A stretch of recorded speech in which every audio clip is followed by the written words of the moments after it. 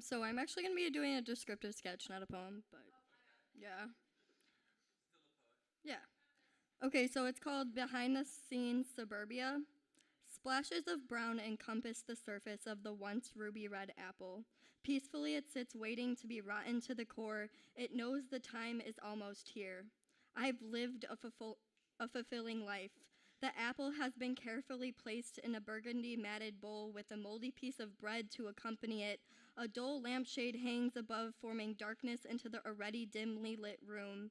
Dust spreads across the once black, sleek countertop in a thick layer. A tiny window above the kitchen sink with silk curtains full of radiant embroidered flowers with golden specks on the tips of each individual petal creates mysterious shadows throughout the kitchen. There is an old hazelnut candle on the edge of the windowsill. The candle has been used many times prior. Wax has been dripped down the sides at all angles. Raindrops splatter the window like tiny footsteps tiptoeing up a steep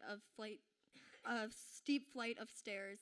The drops are small, but overhead the sky is a dark gray. Booming with activity, a neon purple lawn chair is blown furiously off the slippery patio deck into the uncut lawn in a matter of seconds. There is a pond in the right corner of the yard. The rain falls in and gives little splashes, which frightens the goldfish. There is about 8 enormous fish that all swim to the very bottom. A tiny waterfall falls down, which is made out of unshapen rocks toppled on each other. Army green moss covers the outside of the rocks and spreads to the musty bricks on the edge of the pond. In the other corner of the yard, there is a shiny, bright fuchsia blown-up pool. Filled with hose water, many dried leaves are encircling the top of the water. The rain dances all around, and all the storm holds strong for what seems like hours now. This poem is called Sticks and Stones May Break Me. He was just kidding, they said. She didn't mean it, they said. They'll stop, they're just being boys, they said. You're overreacting, they said. Get over it, they said. Just ignore them, they said. They filled my head with it all ending tomorrow.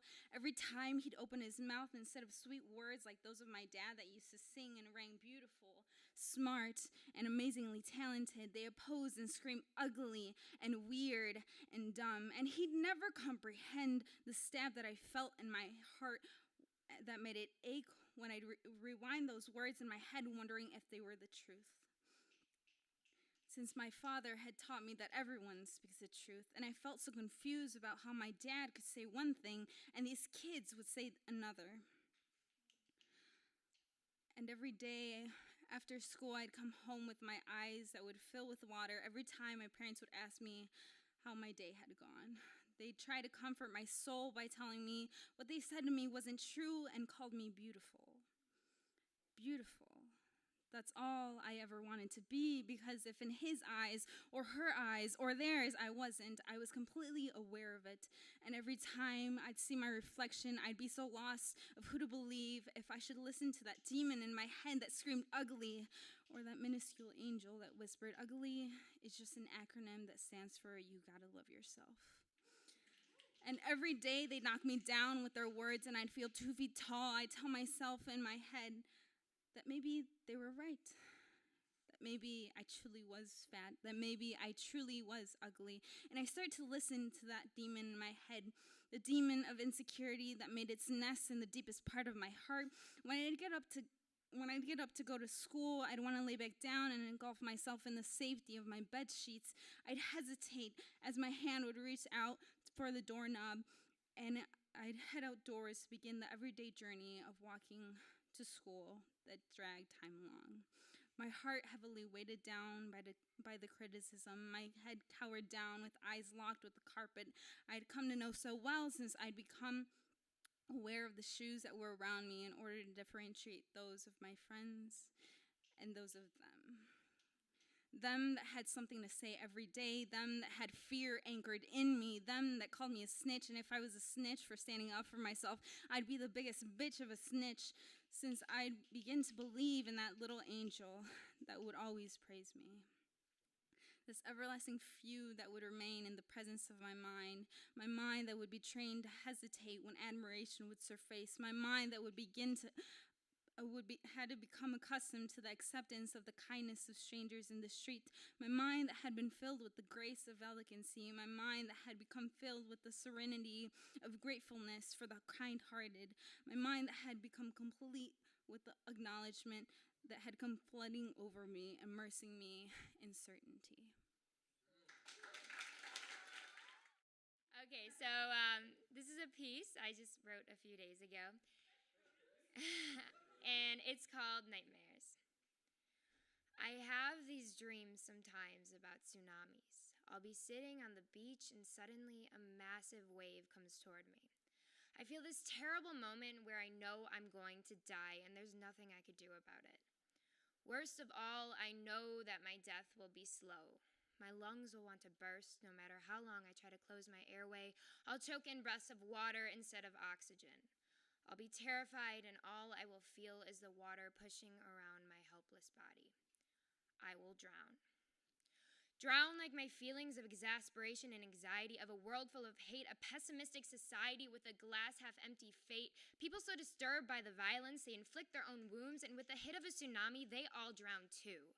Because this megawave isn't made of water. It's made of those who abuse their power to take over what's yours and mine. Whatever happened to just being kind, only focused in the here and now, won't learn from mistakes in the past. The future isn't in their looking glass. No one's worried about the melting of our glaciers. Global warming is a myth despite constant data. Instead, we waste our time on when to invade them, exploding small villages, killing the innocent, saying it's for the good of their country when we could barely manage our own.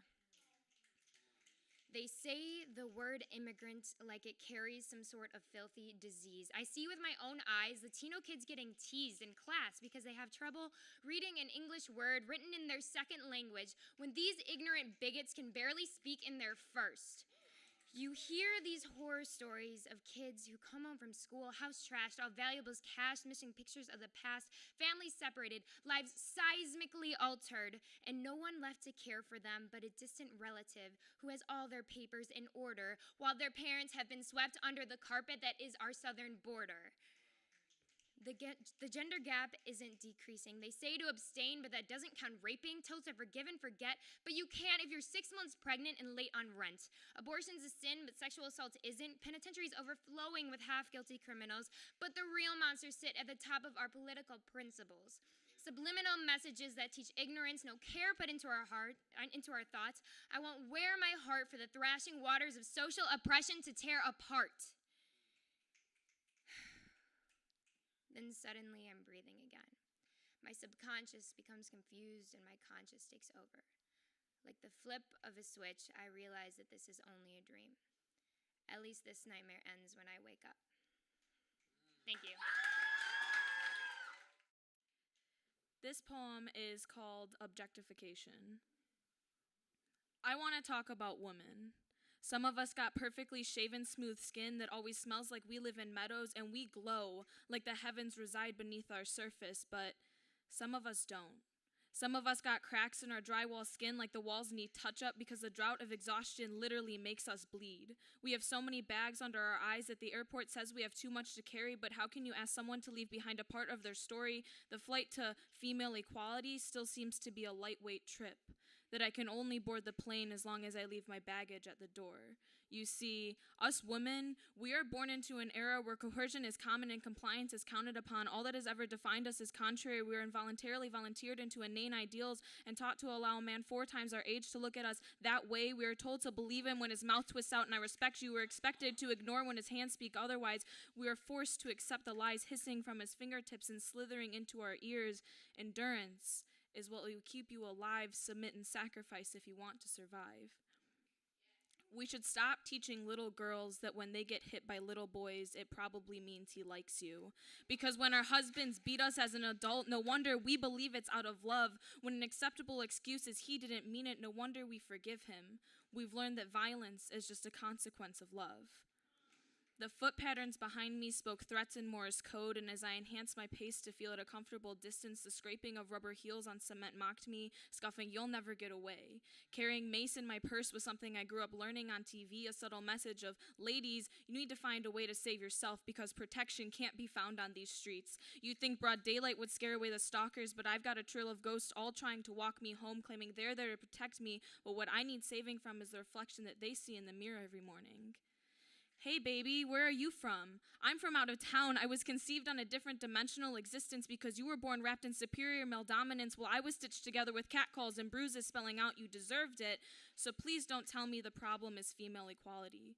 The problem is female cruelty. We need to stop teaching girls about what they shouldn't wear and start teaching boys not to stare, because for girls in other countries, this concept has developed into their male leaders being so proud to see they've got burn marks where their vaginas used to be, a concept that mutilating the genetic physicality that the female body is born with is a right to womanhood.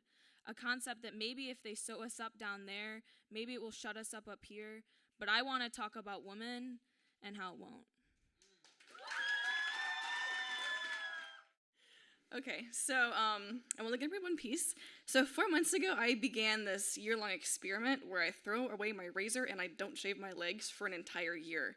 At first, it seemed easy, but it is proving to be one of the hardest things I've ever done as a woman. Like, wow.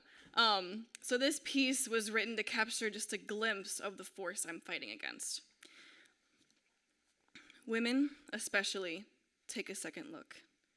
Mouths go gaping, hands fly over bosoms, eyes widen. The skin between the hem of my skirt and the laces of my shoes cause scorn and ridicule. You look like a trans man. What are you trying to do? That's disgusting. The least you could do is wear pants. Isn't that gross? Be a lady. That one screamed at me. Be a lady. Be of grace and elegance. Be of pink poise and pettiness. Be soft, submissive, but smile. Cross your ankles and hide your skin. No, show it, but only some. Be feminine, but be boldly ashamed of it. We congratulate every woman who is brave enough to walk through her day without a speck of makeup on her face. We praise her for the victory over the battle of her own skin that she was born with. But how sad it is to think of all the people still disgusted by the sight of a fully natural female body. Thank you. We're gonna start the song. Don't start it yet. We're gonna start the song. Unfortunately, I don't have the track out, so our voices are on the song. It's an unreleased song from our upcoming project, so we hope you enjoy it. We'll see how it goes.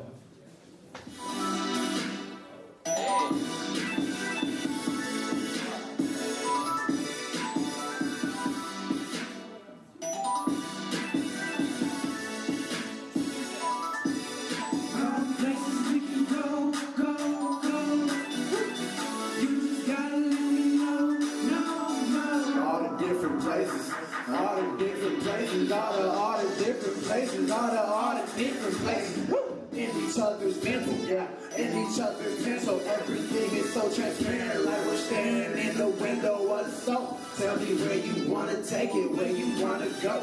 Nothing is impossible, infinite impossibility when you manifest your energy. Infinite in spaces where we got love and embrace it. So much hate and ignorance, I'm planning how to break it. The curse, gotta put the people first. Talking with our Mother Earth. Emotions to the instruments, conversations intimate. Talking about existence, all the places we could visit. Woo! Feeling like Lucina, boy, the future's never ends. So we can make progression, yeah. We could go the distance, all the humans coexisting. That's my vision. Woo! That's my vision, yeah. That's my vision. You gotta let me know. You just gotta let me know. All the places. All the places. All the places. You just gotta let me know. You just gotta let me know. Where you wanna go? Where you wanna go? Where you wanna go? All the places we can go, go, go. You just gotta let me know. All the different places. All the different places. All the different places. All the different places. Woo! Place we can Whoa, things you never heard before. Flowers blossoming in impoverished soil. It would never be a problem for you. But you talk to your God, get it right. In the world where nothing can change. Oh man, how you in the same? Oh my, look at your soul. The things you saying is nothing but ghosts. Who would have known? You a philosopher's stone. Infinite the possibilities. All spark what you giving me. Your knowledge like a galaxy. Put you in a gallery.